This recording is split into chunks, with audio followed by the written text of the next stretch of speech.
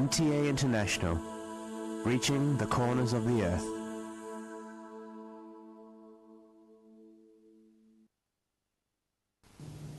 Coming up next is the Friday sermon of Hazrat Khalifatul Masih IV, Mirza Tahir Ahmad Sahib, Imam and the head of the worldwide Ahmadi Muslim community. اب حضرت مرزا طاہر احمد صاحب خلیفۃ المسیح الرابع امام جماعت احمدیہ ایدہ اللہ تعالی بنص العزیز کا خطبہ جمعہ ہوگا. حبیبنا صلی علی محمد صلی علی حبیبنا صلی علی محمد صلی علی رسولنا صلی علی محمد صلی علی رسولنا صلی علی محمد صلی علی محمد صلی علی محمد صلی علی محمد صلی علی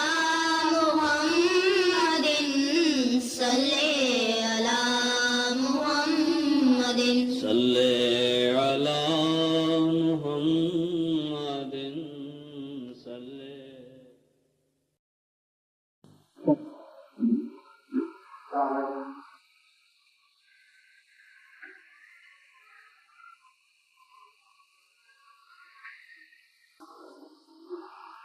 السلام علیکم ورحمۃ اللہ. اذان دے رہے ہیں.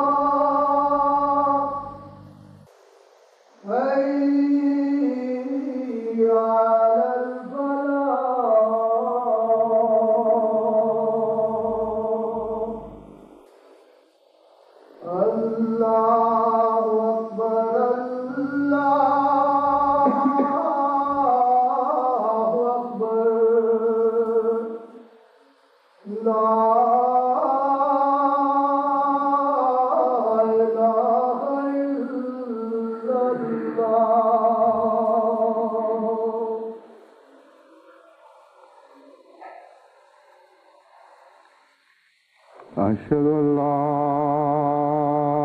إله إلا الله وحده لا شريك له وأشهد أن محمدا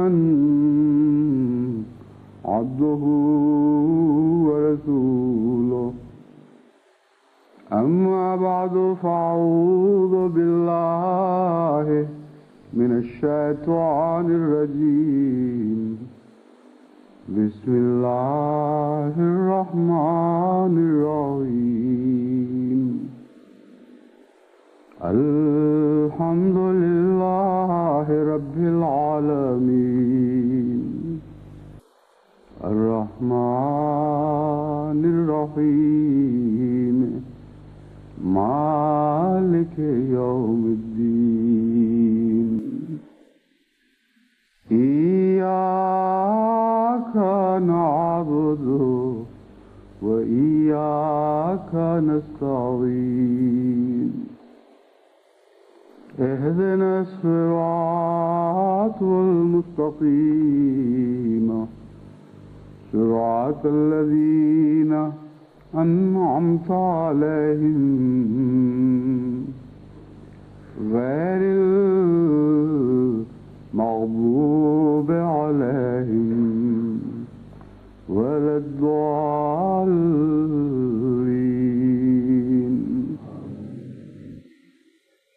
شهر رمضان الذي أنزل فيه القرآن هدى للناس وبينات من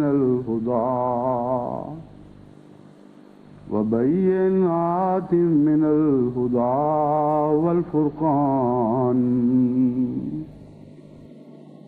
فمن شهد منكم الشهر فليصمه ومن كان مريضا على سفر فعدة من أيام أخر يريد الله بكم اليسر ولا يريد بكم العسر ولتكملوا العدة ولتكبروا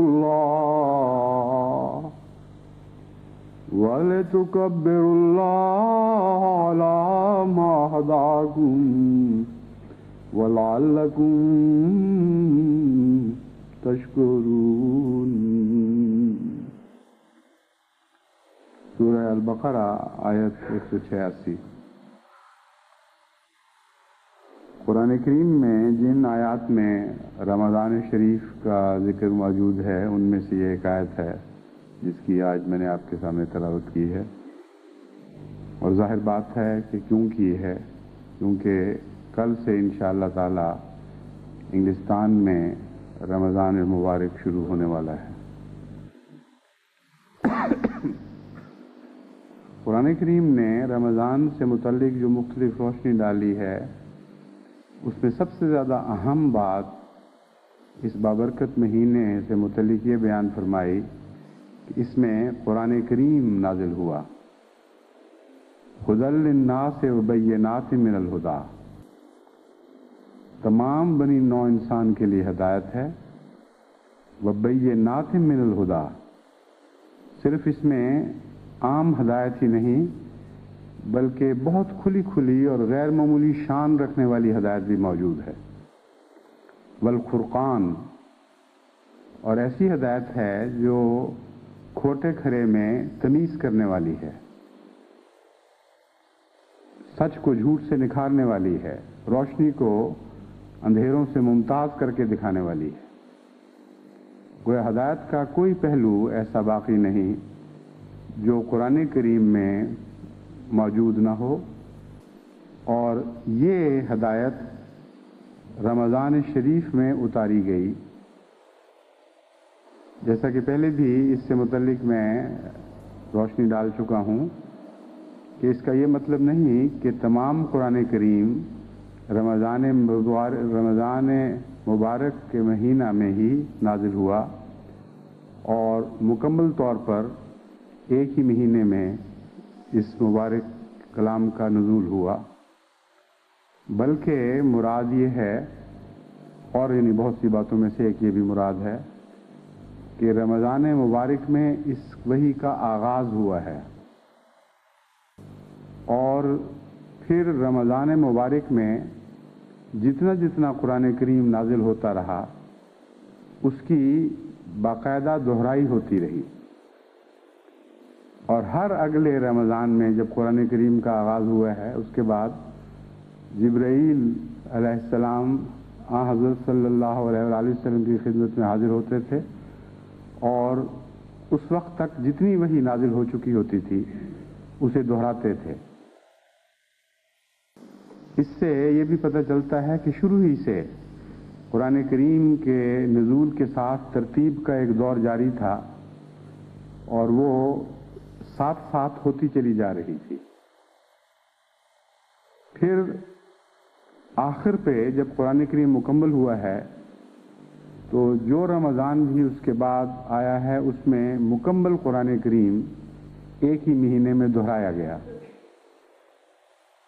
ایک تو یہ مطلب ہے اس آیت کا۔ دوسرا اس کا مطلب یہ ہے کہ انزل فیہ القرآن، رمضان وہ مہینہ ہے جس کے بارے میں قرآن کریم اتارا گیا ہے۔ اب یہ بڑا ایک انوکھا اور عجیب سا مضمون ہے۔ قرآن کریم کا جب ہم مطالعہ کرتے ہیں تو معلوم ہوتا ہے کہ اس میں دنیا جہان کے ہر قسم کے مسائل جن سے انسان کو دلچسپی ہو سکتی ہے یا دلچسپی نہ بھی ہو تو انسان کے لیے ضروری ہیں، وہ بیان فرما دیے گئے ہیں۔ تو انسانی مسائل پر جو کتاب محیط ہو اور اس کا کوئی پہلو بھی ادھورا نہ چھوڑے، اس کے متعلق یہ کہنا کہ ایک مہینے کے بارے میں نازل کی گئی ہے، اس کا کیا مطلب ہے؟ اس مضمون پر غور کرتے ہوئے میری توجہ حضرت اقدس محمد مصطفیٰ صلی اللہ علیہ وآلہ وسلم کے ایک ارشاد کی طرف مبذول ہوئی، جس میں حضور صلی اللہ علیہ وآلہ وسلم فرماتے ہیں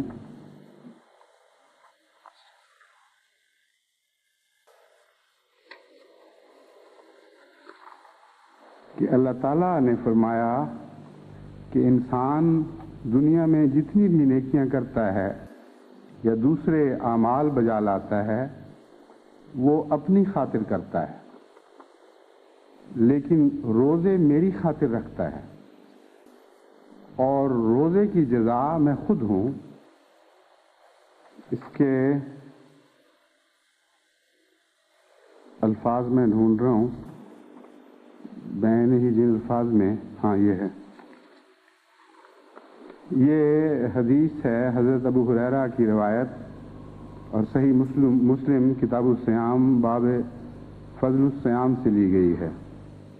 آپ فرماتے ہیں روزہ کے علاوہ ابن آدم کا ہر عمل اس کے اپنے لیے ہوتا ہے، صرف روزہ میرے لیے ہے اور میں خود اس کی جزا ہوں۔ اس ذات کی قسم جس کے ہاتھ میں محمد کی جان ہے کہ روزہ دار کے منہ کی بو بھی اللہ تعالیٰ کے حضور کستوری کی خوشبو سے زیادہ پسندیدہ ہے۔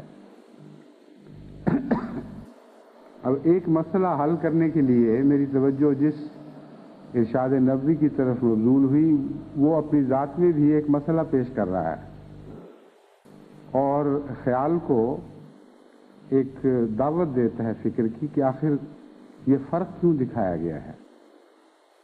ہر عبادت انسان کے اپنے لیے ہے اور صرف روزہ خدا کے لیے ہے، اس کا کیا مطلب ہے؟ میرے نزدیک انزل فیہ القرآن کا مضمون اس حدیث میں بیان ہوا ہے، اور اب میں آپ کو فرق بتاتا ہوں کہ وہ کیا فرق ہے جس کے پیش نظر اللہ تعالیٰ نے باقی ساری عبادات کو یا حکم کی بجا آوری کو یا مناہی سے رکنے کو انسان کے اپنے لیے قرار فرمایا اور روزے کی عبادت کو خالصتاً اپنے لیے مقرر فرمایا۔ اگر آپ غور کریں تو خواہ وہ عبادتیں ہوں یا بعض اعمال کے کرنے کے احکام ہوں یا بعض برائیوں سے رکنے کی مناہی ہو، رکنے کا ارشاد ہو، ان تمام امور کا بنی نوع انسان کے فائدے سے تعلق ہے، اور ایک بھی حکم ایسا نہیں جو زائد ہو ان معنوں میں کہ انسان کو اس کی ضرورت نہیں لیکن محض خدا کی خاطر وہ بجا لائے۔ چنانچہ جتنی چیزیں حرام ہیں ان میں سے ایک بھی ایسی نہیں جس کی حرمت توڑنے کے نتیجے میں انسان کو نقصان نہ ہو۔ جتنی چیزیں فرمائی گئی ہیں کہ تمہیں کرنی چاہیے، خواہ وہ عبادات سے تعلق رکھتی ہوں یا معاملات سے تعلق رکھتی ہوں، وہ تمام کی تمام بنی نوع انسان کے فائدے کے لیے ہیں۔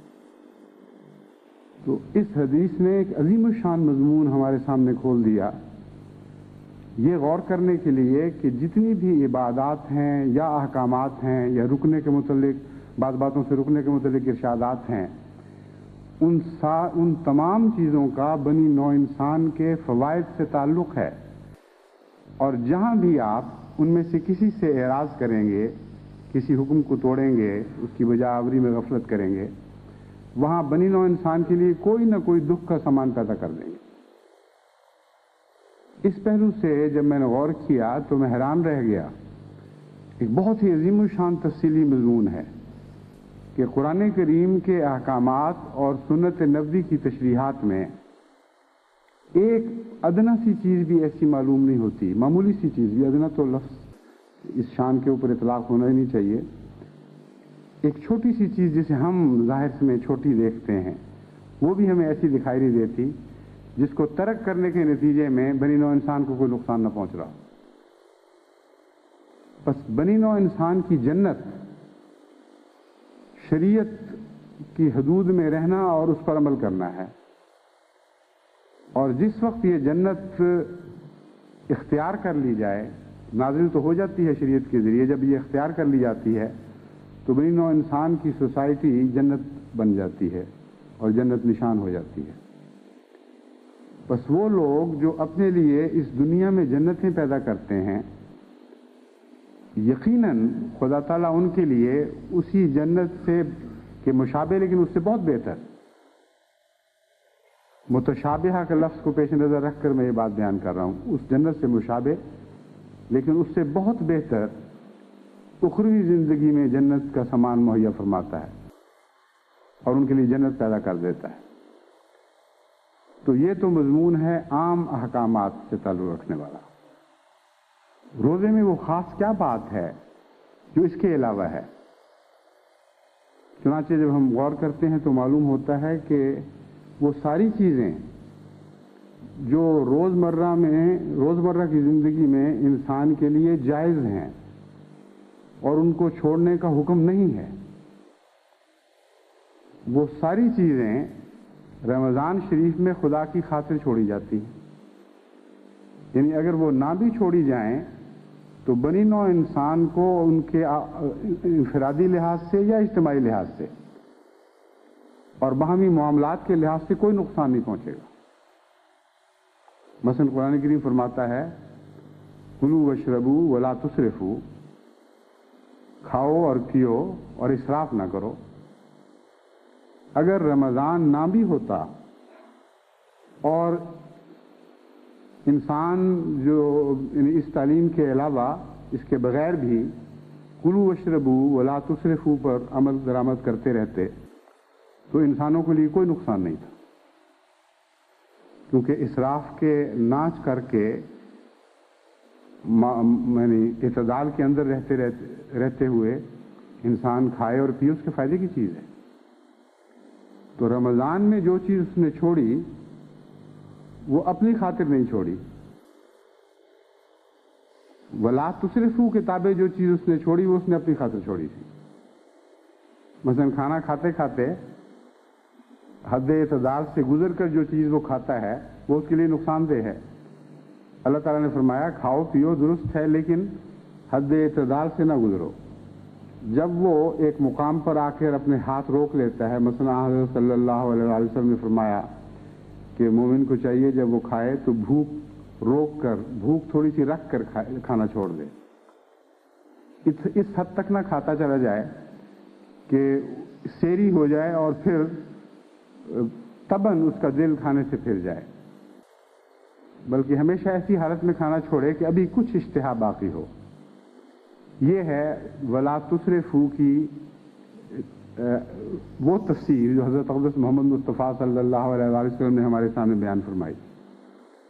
نہایت ہی حسین تفسیر ہے اور علم طب کے لحاظ سے اس سے بہتر مشورہ انسان کو نہیں دیا جا سکتا کھانے پینے کے معاملات میں. کیونکہ امر واقعہ یہ ہے کہ جب ہم سیر ہوتے ہیں اس سے کچھ عرصہ پہلے جب کہ ابھی بھوک باقی ہوتی ہے ہمیں اپنی ضرورت کا کھانا مل چکا ہوتا ہے اور جو درمیان کا وقفہ ہے تھوڑا سا اس میں جسم کو مہیا شدہ کھانا جو جسم کے اندر داخل ہو چکا ہے وہ مل تو چکا ہوتا ہے لیکن اس کی اطلاع جسم کے دوسرے نظام تک ابھی نہیں پہنچی ہوتی.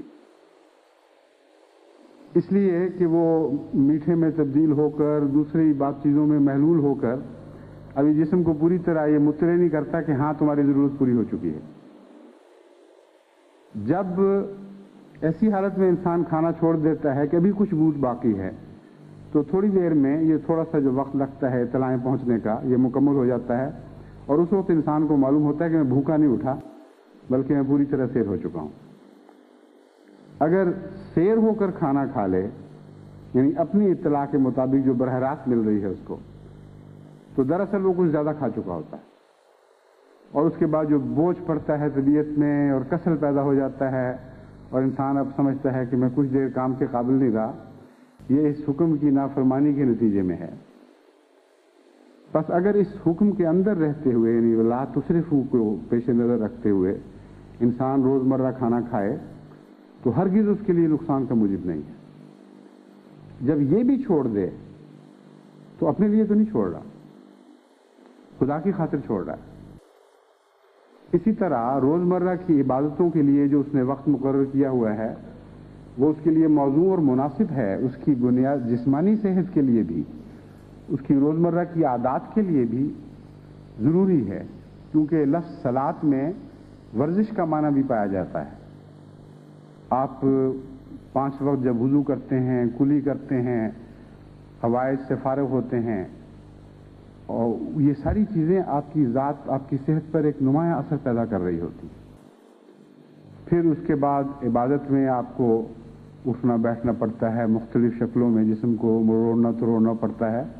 جن لوگوں کو 5 وقت اسلامی نماز کی عادت نہ ہو ان کے اعضاء میں کئی پہلوؤں سے سختی پیدا ہو جاتی ہے. چنانچہ میں نے دیکھا ہے بعض نو مسلم جب آ کے بیٹھتے ہیں تو بڑی مصیبت پڑتی ہے بیچاروں کو. ایک ہاٹلے پول میں جب میں گیا تو ایک بوڑھے انگریز نو مسلم نے مجھے بتایا کہ میں نے جب اسلام قبول کر لیا اور میں نماز شروع کی تو میں تو حیران رہ گیا کہ یہ میں کیسے کروں گا. یعنی دل چاہتا تھا لیکن جسم میں یہ استطاعت ہی نہیں تھی کہ اس طرح وہ اپنے آپ کو موڑ سکے اور نماز کے تقاضے پورے کرتے ہوئے جو بدن میں پورے کرنے کے لیے جو لچک چاہیے وہ موجود نہیں تھی.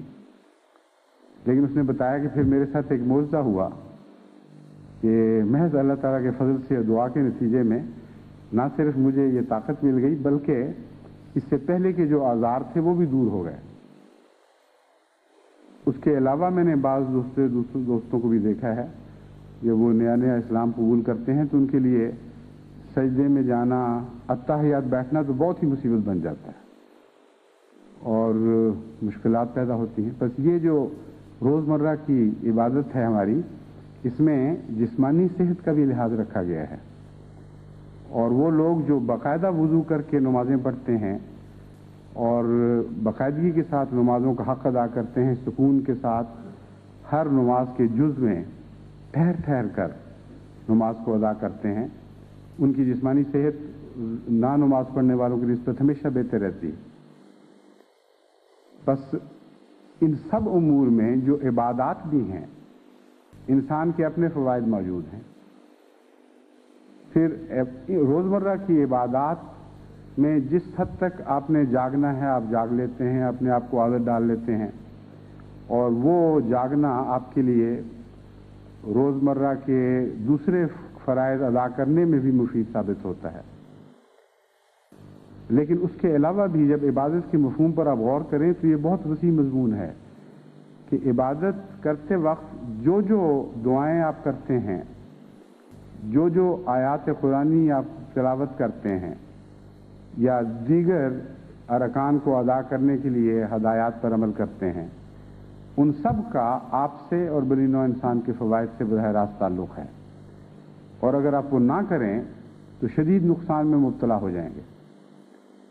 لیکن رمضان کی زائد عبادتیں اگر آپ نہ بھی کریں تو کوئی نقصان نہیں، آپ نے اپنا فرض پورا کر دیا ہے۔ قرآن کریم نے جو نماز کی رمضان کی زائد ذمہ داریاں ڈال دی ہیں، وہ ایک ایسا حصہ ہے کہ اس کے بغیر بھی بنی نوع انسان نہایت عمدگی کے ساتھ اپنے معاملات کو سلجھا کر اپنی وقت کو گزار سکتے، اپنے معاملات کو سلجھاتے ہوئے زندگی گزار سکتے ہیں۔ لیکن رمضان نے کچھ زائد باتیں ڈال دی، زیادہ ذمہ داریاں ڈال دی۔ ان میں سے ایک یہ ہے کہ ایک ہی مہینے میں قرآن کریم کی بار بار تلاوت کی جائے۔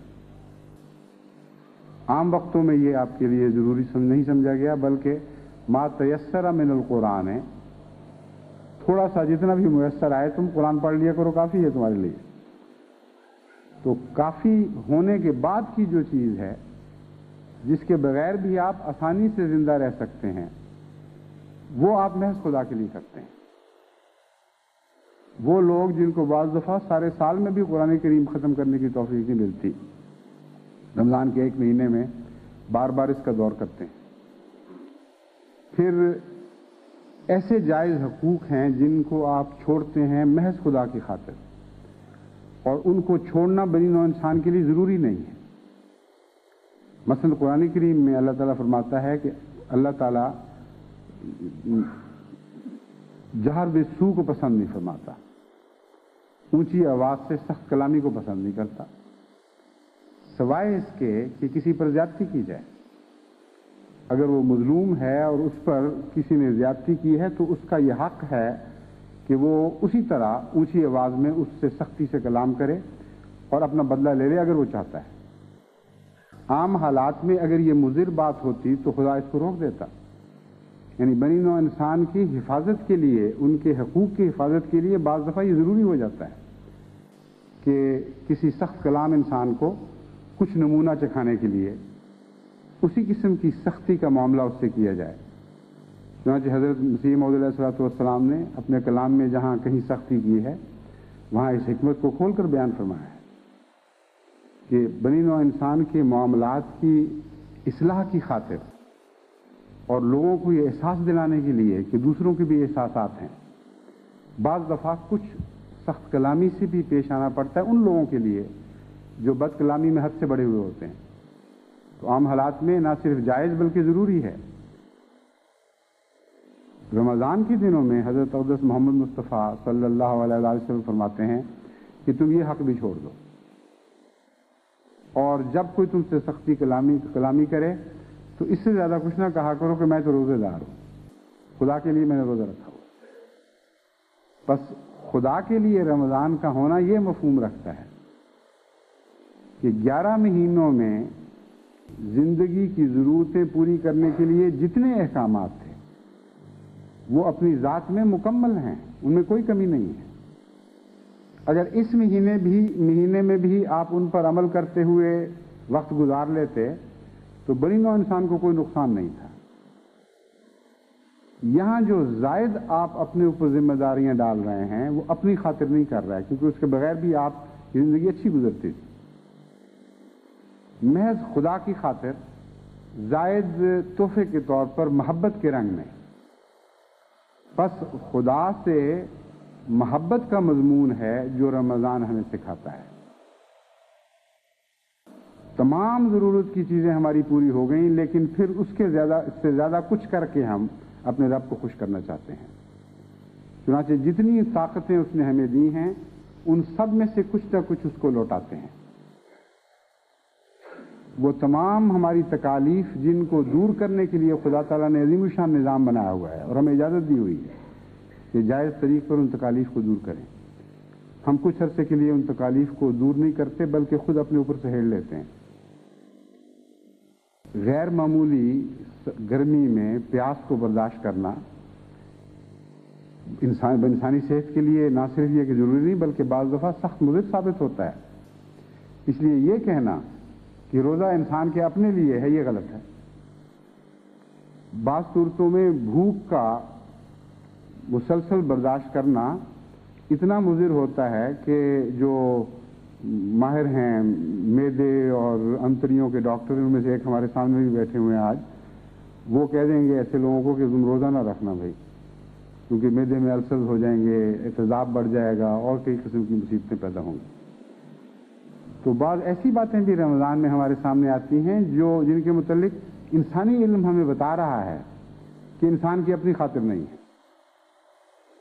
جو بہت موٹے اور اچھے معدے والے لوگ ہیں ان کو تو روزہ ضمناً فائدہ بھی دے دیتا ہے، لیکن عام آدمی جس کا جسم پہلے ہی ہلکا پھلکا ہے اور جس کو کچھ تکلیف بھی ہے معدے کی، زیادہ اس کا حساس معدہ ہے، اس کا روزہ رکھنا تو ایک مصیبت سے ہلنے والی بات ہے. تو مختلف قسم کی ایسی رمضان آزمائشیں لے کے آتا ہے جن کے متعلق انسان عقلاً یہ کہہ سکتا ہے کہ ہمارے لیے مفید نہیں ہے، مگر خالصتاً للہ کرتا ہے. اس کے سوا ایک بھی عبادت نہیں جس کے متعلق آپ عقلاً یہ کہہ سکیں کہ ہمارے لیے مفید نہیں ہے. جہاں جس حد تک وہ مفید نہیں ہوتی وہاں اس حد تک خدا رعایت دیتا چلا جاتا ہے. اور رمضان میں بھی ایک موقع پر جا کے رعایت فرما دیتا ہے. یہ فرما دیتا ہے کہ اچھا تم میری خاطر کرنا تو چاہتے ہو لیکن مجھے بھی تو تمہاری خاطر مقصود ہے، اس لیے جہاں سختی ذرا حد سے بڑھے وہاں میں تمہیں اجازت دیتا ہوں کہ اچھا اب نہ رکھو، بعد میں رکھ لینا، لیکن رکھنا ضرور، تاکہ تمہیں پتہ تو لگے کہ میری خاطر آرام چھوڑنا کیا ہوتا ہے اور میری خاطر بھوک اور پیاس کی تکلیف برداشت کرنا کیا ہوتا ہے. بس یہ وہ مضمون ہے جسے قرآن کریم نے اس آیت میں ہمارے سامنے پیش فرمایا، اور حضرت اقدس محمد مصطفیٰ صلی اللہ علیہ وآلہ وسلم نے اس مضمون کو ہمارے لیے حل کر دیا کہ یہ وہ ایسا مہینہ ہے جس کے بارے میں قرآن نازل ہوا ہے. اب میں اس مضمون کو اس کے ساتھ متعلق کر کے بتاتا ہوں. رمضان شریف کے مہینے میں روزمرہ کی عبادات اور روزمرہ کے انسانی حقوق اور روزمرہ کی انسانی ذمہ داریاں ادا کرنے کے علاوہ خدا سے تعلقات بڑھانے کے لیے تعلیم کا جو بھی معراج ہے وہ بیان ہو گیا ہے، اور اس تعلیم کی آخری حدوں تک انسان عمل کرتا ہے. اس سے باہر دین کا کوئی جز باقی نہیں رہتا. رمضان شریف میں ہر انسان اپنے دین کی آخری حدوں کو چھو رہا ہوتا ہے. بس قرآن کریم کی تعلیم درجہ کمال تک بنی نوع انسان کو پہنچانے کے لیے جو کچھ پیش کر سکتی ہے، ہر انسان کے لیے رمضان شریف میں وہ قرآن کریم کی تعلیم اپنی مکمل صورت میں اس کے سامنے آ جاتی ہے. بس رمضان کے متعلق قرآن کریم کے نازل ہونے کا مطلب یہ ہے کہ رمضان میں جو انسان زندگی گزارتا ہے وہ انسانی زندگی کا معراج ہے، اور قرآن کریم تمہیں اپنے معراج تک پہنچانے کے لیے آیا ہے. اس پہلو سے اگر آپ غور کریں تو آپ کو معلوم ہوگا کہ ہر شخص کا رمضان ہر دوسرے شخص سے مختلف ہے، اور ہر شخص کا معراج الگ الگ ہے. لیکن قرآن کریم ہر شخص کو اس کے معراج تک پہنچانے کی قدرت اور استطاعت رکھتا ہے. اگر اس سے آگے وہ تعلیم پیش کرتا ہے اور انسان اس کو قبول نہ کر سکے اور آگے نہ بڑھ سکے تو انسان کا قصور ہے. قرآن کریم میں ہر پہلو سے انسان کی انتہائی ترقی کے لیے جو کچھ ممکن ہو سکتا تھا اس کے متعلق تعلیم موجود ہے. اور چونکہ یہ انتہائی ترقی رمضان شریف میں ہو سکتی ہے اور رمضان شریف ہی میں ہوتی ہے اور روزوں سے اس کا گہرا تعلق ہے، اس لیے گویا قرآن کریم رمضان کے بارے میں نازل ہوا ہے. یعنی ایک دوسرے کے ساتھ یہ منطبق ہو جاتے ہیں۔ باقی 11 مہینوں کے متعلق ہم یہ نہیں کہہ سکتے کہ ان کے بارے میں نازل ہوا ہے، کیونکہ کچھ نہ کچھ حصہ باقی 11 مہینوں میں ایسا رہ جائے گا جو رمضان میں ہوگا لیکن ان میں موجود نہیں ہوگا۔ قرآن کریم کے بعض پہلو رمضان ہی میں انسان کو معلوم ہوتے ہیں، اس سے علاوہ معلوم ہو ہی نہیں سکتے۔ تو یہ مہینہ دراصل قرآن کا متبادل ہے، یعنی قرآنی تعلیم عملی طور پر جس مہینے میں اپنائی جا سکتی ہے یہ وہ مہینہ ہے۔ بس اس پہلو سے اس آیت کا مطلب یہ بنا کہ شہر رمضان الذی انزل فیہ القرآن ھدی للناس وبینات من الھدی والفرقان، یہ وہ مہینہ ہے جس کے بارے میں قرآن کریم نازل فرمایا گیا، اور اس مہینے میں بنی نوع انسان کی ہدایت، اور ہدایت میں سے بھی اعلیٰ بینات اور کھلی کھلی روشن نشانات، اور فرقان جو کھوٹے کھرے میں اور ظلمات اور روشنی میں تمیز کرنے والی چیزیں ہیں، وہ ساری نصیب ہو سکتی ہیں۔ بس وہ لوگ جو عام حالات میں 11 مہینوں میں صرف پہلی منزل پا سکتے ہیں، یعنی ھدی للناس کی منزل، رمضان مبارک ان کو آگے بڑھا کر بینات من الھدی میں بھی داخل کر دیتا ہے، اور پھر اس سے آگے بڑھ کر فرقان کی عظیم الشان مراتب بھی عطا فرماتا ہے۔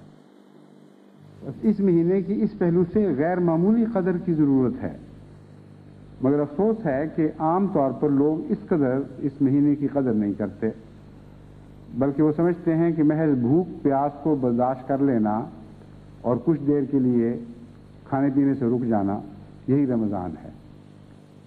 یہ رمضان نہیں ہے، یہ ہے جو اس آیت میں بیان فرمایا گیا ہے۔ رمضان قرآن کریم ہے، قرآن کریم کی ساری تعلیمات ہیں، چھوٹی تعلیمات بھی اور بڑی تعلیمات بھی، معمولی نظر آنے والی بھی اور نہایت اعلیٰ درجے کی بھی، فرضی تعلیمات بھی اور نوافل کی تعلیمات بھی۔ اس لیے ان تعلیمات میں خصوصیت کے ساتھ رمضان میں عمل کرنا جن کو انسان عام حالات میں ترک کر دیتا ہے اور سمجھتا ہے کہ میں ان کے بغیر بھی زندہ رہوں گا، یہ ہے رمضان۔ اسی لیے حضرت اقدس محمد مصطفیٰ صلی اللہ علیہ وآلہ وسلم کے متعلق آتا ہے کہ اگرچہ آپ 11 مہینے بھی بین رمضان کے علاوہ بھی ہمیشہ بے حد سخی ہوتے تھے، بے حد غرباء کی خدمت کرنے والے اور ضرورت مندوں کی ضرورتیں پوری کرنے والے، محتاجوں پر رحم اور شفقت کرنے والے، اور کثرت کے ساتھ ضرورت مندوں کو عطا کرنے والے ہوتے تھے۔ مگر رمضان کے متعلق راوی بیان کرتے ہیں کہ یوں لگتا تھا جس طرح آندھی چل پڑی۔ حضرت صلی اللہ علیہ وسلم کی خیرات کی رفتار میں رمضان میں داخل ہو کر اتنی تیزی پیدا ہو جاتی تھی جیسے سبک رفتار ہوا چل رہی ہو لیکن وہ ایک دم آندھی میں بدل جائے۔ یہ وہ فرق ہے جس کے متعلق قرآن کریم کی آیت ہمیں متوجہ کر رہی ہے کہ رمضان گویا قرآن کا متبادل ہے۔ یوں تمہیں رمضان کرنے سے گزرنا چاہیے گویا سارے قرآن میں سے گزر گیا ہو، گویا قرآن کریم اسی مہینے کی خاطر نازل ہوا تھا۔ قرآن کی ساری تعلیمات پر اس مہینے میں عمل کرنے کی کوشش کر لو، کیونکہ عام مہینوں میں شاید تمہارے لیے یہ ممکن نہیں ہوگا۔ بس اگر قرآن کریم کی ساری تعلیمات پر اس ایک مہینے میں عمل کرنے کی کوشش کرنی ہے تو آپ اندازہ کریں کہ کتنی ذمہ داریاں ہماری وسیع ہو جاتی ہیں، اور خصوصیت کے ساتھ نوافل کی ادائیگی کی طرف غیر معمولی توجہ کی ضرورت پر سامنے آتی ہے۔ تبھی میں نے گزشتہ رمضان میں احمدی خواتین کو نصیحت کی تھی کہ اپنے بچوں کو صرف روزے کی عادت نہ ڈالیں بلکہ سحری کھانے سے پہلے نوافل کی عادت ڈالیں۔ اور مجھے معلوم ہوا بعض ماؤں کی طرف سے اطلاع ملی، بعض بچوں کی طرف سے بھی ملی کہ ہمیں بڑا مزہ آیا، ہم نے نوافل شروع کر دیے ہیں۔ مگر بالعموم میرا یہ تاثر ہے کہ مغربی دنیا میں جو احمدی خاندان بس رہے ہیں ان میں بچوں کو تہجد کی عادت نہیں ڈالی جاتی، اور رمضان شریف یہ نعمت لے کر ہمارے سامنے آتا ہے، بہت ہی اچھا موقع پیش آتا ہے۔ رمضان شریف میں جو ہم سیکھتے ہیں اس میں سے کچھ حصہ باقی سارا سال پہ بھی حاوی ہو جانا چاہیے۔ اس طرح منزل بہ منزل رمضان شریف ہمارا معیار بلند کرتا چلا جاتا ہے۔ یہ وہ خصوصیت کے ساتھ نصیحت ہے جسے آپ کو پیش نظر رکھنا چاہیے۔ بس کل جب ہم رمضان میں داخل ہوں گے، جن احمدی ماؤں تک میری آواز پہنچی ہے یا والدین تک یا بچوں تک براہ راست پہنچی ہے، وہ خصوصیت کے ساتھ اس بات کو پیش نظر رکھیں کہ ایک بھی احمدی دنیا میں ایسا نہ ہو جس کو رمضان شریف میں تہجد کی عادت نہ ہو۔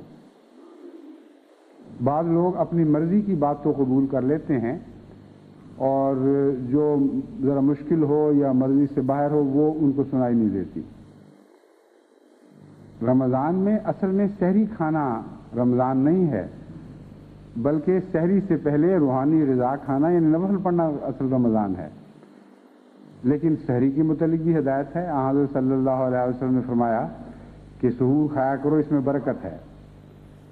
چنانچہ ایک دفعہ ایک بوڑھیا عورت کے متعلق معلوم ہوا کہ وہ باقاعدگی کے ساتھ اٹھ کر سحری کھایا کرتی تھی اور روزہ کوئی نہیں رکھتی تھی۔ تو اس سے کسی نے پوچھا کہ بی بی تم یہ سحری کھانے اٹھتی ہو، روزہ بھی رکھ لیا کرو۔ تو نے کہا روزہ تو مجھ سے رکھا نہیں جاتا، مگر سحری نہ کھاؤں تو کافر ہی ہو جاؤں، کچھ تو برکت لینے دو مجھے۔ لیکن اصل برکت سحری کھانے میں نہیں ہے، اصل برکت ان نوافل میں ہے جو رات کے وقت اٹھ کے خدا کے حضور انسان کھڑے ہو کر ادا کرتا ہے، اور ان کا روزمرہ کی زندگی سے ایسا تعلق نہیں کہ ان کے بغیر انسان روحانی طور پر زندہ نہ رہ سکے، وہ محض خدا کی خاطر ہوتے ہیں۔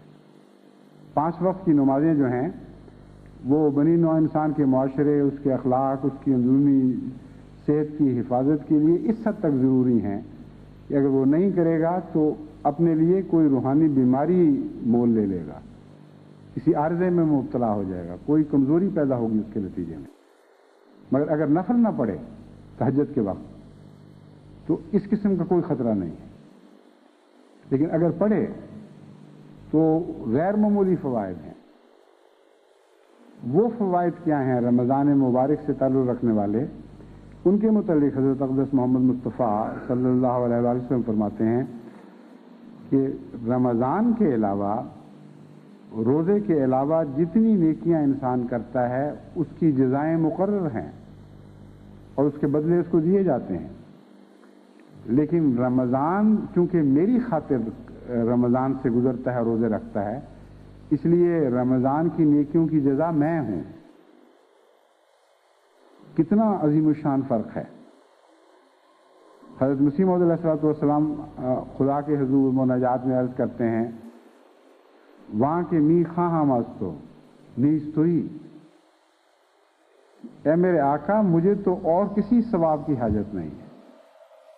وہاں کے می خواہاں مستو نیستوئی، کہ میں تو جو تجھ سے چاہتا ہوں وہ تو ہی ہے، تو میرا ہو جا۔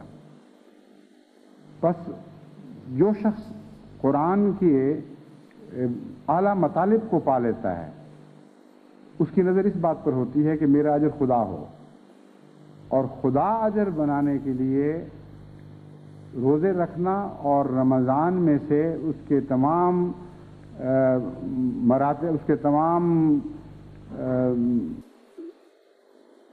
فرائض اور نوافل کا خیال رکھتے ہوئے، ان کا حق ادا کرتے ہوئے اس سے گزرنا، یہ ضروری ہے۔ اس کے بغیر خدا جزا نہیں بنا کرتا۔ بس جب آپ رمضان سے اس طرح گزریں کہ خدا آپ کو مل جائے تو یہ وہ رمضان ہے جو سچا رمضان ہے۔ اگر رمضان سے اس طرح گزر جائیں کہ خدا کو پائے بغیر پھر دوبارہ عام مہینوں میں داخل ہو جائیں تو اس کا مطلب یہ ہے کہ آپ نے رمضان دیکھا ہی نہیں۔ من شہد منکم فلیصم ہو، جو شخص تم میں سے رمضان کو دیکھتا ہے وہ روزے رکھے۔ اس کا مطلب یہ ہے کہ ایسے روزے رکھے جس کی جزا میں ہوں، یعنی حضرت صلی اللہ علیہ وسلم کے ارشاد کے مطابق۔ بس یہ وہ آخری فیصلہ کن مرحلہ ہے جس کی طرف میں آپ کو متوجہ کرنا چاہتا ہوں۔ ہر رمضان سے گزرنے کے بعد آپ کو خصوصیت کے ساتھ اپنے سامنے یہ سوال اٹھانا چاہیے کہ کیا یہ رمضان جس طرح آپ نے گزارا اس کی جزا خدا تعالیٰ ہے؟ کیا میں نے محسوس کیا ہے کہ اس رمضان کے بعد خدا میرا ہو گیا ہے؟ اگر اس کا جواب ہاں میں ملتا ہے، اور انکسار کے طور پر آپ یہ بھی کہہ سکتے ہیں کہ کچھ محسوس ہوتا ہے، میں نہیں کہہ سکتا یقیناً کہ خدا میرا ہو گیا، لیکن مجھے لگتا ہے کہ خدا میرا ہو رہا ہے، تو پھر یقیناً آپ کا رمضان سچا ہے۔ ورنہ اس رمضان میں کوئی ایسی خامیاں ہیں کہ اسے عام مہینوں سے مختلف نہیں کیا جا سکتا۔ اس بات پر غور کرتے ہوئے ایک آسان حل میں نے سوچا ہے، وہ زیادہ آسانی کے ساتھ معلوم ہو سکتا ہے، بجائے اس کے کہ آپ یہ سوچیں کہ خدا میرا ہو گیا ہے کہ نہیں۔ اگر آپ رمضان کے دوران اور رمضان کے بعد بھی یہ سوچیں کہ آپ خدا کے ہو گئے ہیں کہ نہیں، تو اس کا جواب آپ آسانی سے پا سکتے ہیں، کیونکہ اپنے نفس کے حوالے سے یہ جواب ہے، ایک ایسی چیز کے حوالے سے جواب ہے جو آپ کے قبضہ قدرت میں ہے، آپ کے ذاتی علم میں ہے، اس سے زیادہ کسی اور کے علم میں نہیں سوائے خدا کے۔ بس اگر آپ خدا کے ہو چکے ہیں تو میں آپ کو یقین دلاتا ہوں کہ خدا یقیناً آپ کا ہو چکا ہے، اس لیے کسی فرضی خیالی اندازے کی ضرورت نہیں ہے۔ اپنے روزمرہ کے حالات پر جب آپ غور کریں گے رمضان شریف میں، تو آپ کو معلوم ہوگا کہ خدا یکدم نہیں بنا کرتا کسی کا، اور نہ آپ خدا کی یکدم بنا کرتے ہیں۔ یہ تو ایک ایسا سفر ہے جو قدم قدم بھی کیا جاتا ہے اور تیز رفتاری کے ساتھ بھی اختیار کیا جاتا ہے، لیکن اس کی منازل معین طور پر طے ہوتی ہوئی دکھائی دیتی، قطعی طور پر انسان کو معلوم ہوتا ہے۔ آپ جب خدا کے ہوں گے تو آپ کو وہ علامتیں معلوم ہوں گی جن کے نتیجے میں آپ خدا کے بن رہے ہیں۔ خالصتاً خدا کی خاطر آپ بعض اپنی کمزوریاں دور کر رہے ہوں گے، خالصتاً خدا کی خاطر آپ بعض نیکیاں اختیار کر رہے ہوں گے، اور اٹھتے ہوئے قدم معلوم ہوں گے۔ یہ اس میں کون سی اندازے اور فرض کی بات ہے کہ شاید میں ہو گیا ہوں یا شاید میں نہیں ہو گیا۔ آپ خدا کے بن رہے ہوں گے، آپ کو معلوم ہو رہا ہوگا کہ آپ خدا کے بن رہے ہیں۔ یہ میں آپ کو یقین دلاتا ہوں، اس میں ادنا ذرہ بھی ایک شک کا نہیں ہے کہ جس جس معاملے میں آپ خدا کے ہو رہے ہوں گے اس معاملے میں خدا یقیناً آپ کا ہو رہا ہوگا۔ جب آپ خدا کے ہو جاتے ہیں تو اور خدا پھر آپ کا ہوتا ہے، تو پھر وہ اس میں اپنے بعض نشان ظاہر بھی فرماتا ہے، اپنی پیار کی بعض علامتیں ظاہر کرتا ہے۔ قطعی طور پر انسان اپنی ذات کے حوالے سے پہلے فیصلہ کر سکتا ہے کہ کہیں میں خیالی دنیا میں تو نہیں رہ رہا، لیکن اس کے بعد جو کچھ خدا کی طرف سے ملتا ہے وہ روحانی رزق کے طور پر عطا ہوتا ہے، اور پھر سارا سال انسان رمضان میں سے گزر کر اس رزق کو کھاتا رہتا ہے۔ وہ پھر ایسی چیز نہیں ہے جو اپنا تعلق بعد میں آپ سے توڑ لے۔ بس کل جو رمضان شروع ہونے والا ہے اس میں ان مساحے کے پیش نظر دعا کرتے ہوئے داخل ہوں کہ اللہ تعالیٰ اس رمضان کو صحیح معنوں میں اختیار کرنے کی توفیق عطا فرمائے، اور جس طرح حضرت اقدس محمد مصطفیٰ صلی اللہ علیہ وآلہ وسلم نے متوجہ فرمایا ہے، یہ رمضان ہم حقیقتاً خدا کی خاطر گزاریں اور اس کے نتیجے میں خدا ہمارا ہو جائے۔ اور اس میں یہ پیغام مضمر ہے کہ تمہیں خدا کا ہونا پڑے گا اس رمضان میں، اس کے بغیر خدا تمہارا نہیں ہو سکتا۔ اس شان کے ساتھ اگر ہم ساری جماعت احمدیہ اس رمضان سے گزر جائے تو اس سے بہتر اگلی صدی کا پہلا رمضان آپ نہیں منا سکتے۔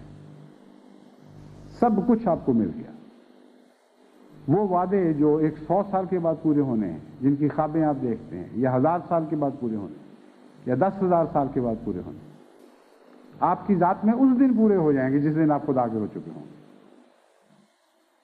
جب سب کچھ آپ کا ہو گیا پھر موجیں ہی موجیں ہیں، پھر آپ کو اور کیا ضرورت ہے؟ پھر ہوں یا نہ ہوں اس سے آپ بے نیاز ہو جائیں گے۔ آپ کو یقین ہے کہ وہ وعدے ضرور پورے ہوں گے، لیکن آپ اس لحاظ سے ان سے ضرور بے نیاز ہو چکے ہوں گے کہ آپ نے اپنی ذات میں وہ وعدے پورے ہوتے دیکھ لیے ہوں گے۔ بس یہ وہ اہم رمضان ہے جس کے لیے میرے دل میں ایک طوفان اٹھا ہوا ہے کہ کسی طرح جماعت کو یہ بتا دوں کہ اس اگلی صدی کے پہلے رمضان میں آپ نہ اس رمضان کو ختم ہونے دیں جب تک آپ کا وجود اپنے لیے ختم نہ ہو جائے اور خدا کے لیے نہ ہو چکے. پھر آپ دیکھیں گے کہ کس شان کے ساتھ خدا آپ کا بنتا ہے اور کس شان کے ساتھ دنیا پھر آپ کے سچائی کے تحت اقدام بچتی چلی جاتی. کوئی مشکل باقی نہیں رہے گی. کوئی پہاڑ کی بلندی نظر نہیں آئے گی. آپ کے قدموں کے نیچے بلندیاں ہوں گی. آپ کے قدموں کی برکت سے زمین کی چوٹیاں بنائی جائیں گی. آپ وہ ہوں گے جو بلندیاں عطا کرنے والے ہوں گے. آپ بلندیاں مانگنے والے نہیں رہیں. بس خدا کرے کہ آپ کو اور مجھے اس قسم کا رمضان نصیب ہو جس کے بعد خدا ہمارا ہو جائے. جب خدا ہمارا ہوگا تو خدا کی دنیا پھر ہماری ہی ہے, کسی اور کی نہیں ہو سکتی.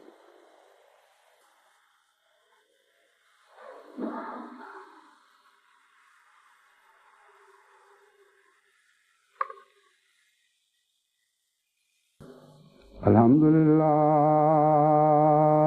نحمده ونستعینه ونستغفره ونؤمن به ونتوکل علیہ ونعوذ باللہ من شرور انفسنا ومن سیئات اعمالنا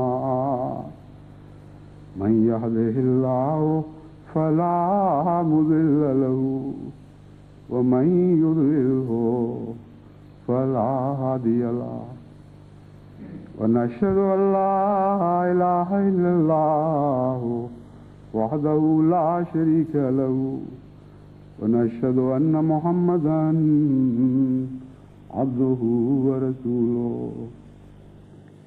عباد الله رحمكم الله إن الله يأمر بالعدل والإحسان وإيتاء ذي القربى وينهى عن الفحشاء والمنكر والبغي يعظكم لعلكم تذكرون.